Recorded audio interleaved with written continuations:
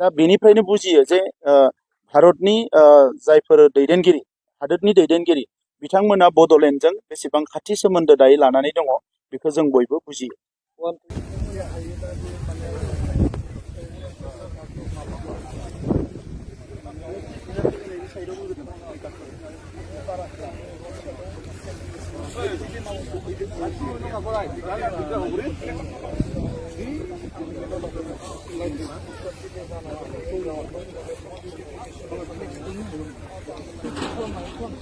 जिस्निथि बोसोरारि जथुम्मा दतमायाव 13, 14, 15, 16 खुंनायनि थाखाय बिथांमोना बेवहाय थांखि लादों आरो बे हिसाबै जथुम्मानि माखासे प्रिपारेसना सोलिगासिनो दङ।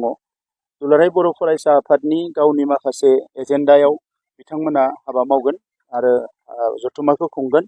नाथाय जोबथा खालि भारतनि नखर मन्त्रि अमित शाह बिथाङा गाहाय आलासि महरै आरो आसामनि chief minister doctor Himanta Biswa Sharma बिथाङा आलासि महरै बेयाव बाहागो लाफैगोन।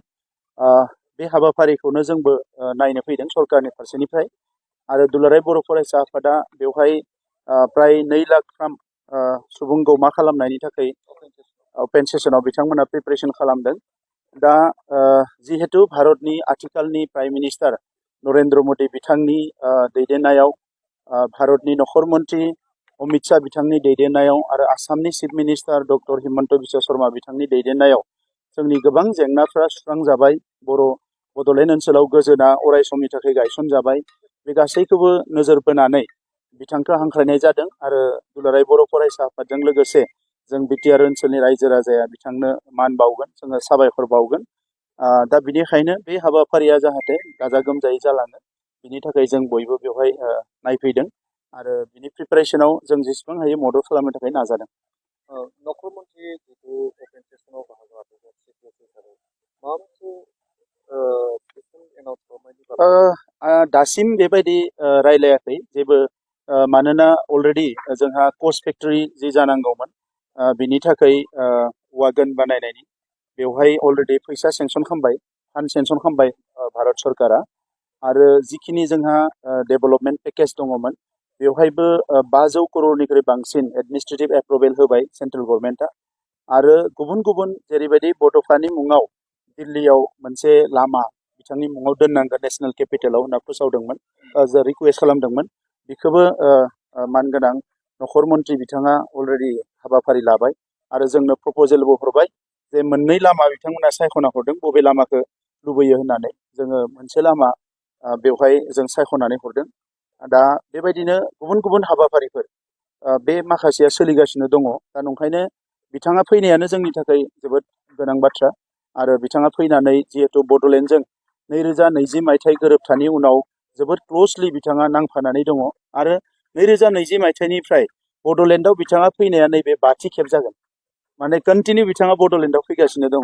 भारतनि प्राइम मिनिस्टार बिथाङा 3 खेबनि थाखाय जोंनियाव फैना थांबाय 2020नि सिगाङाव।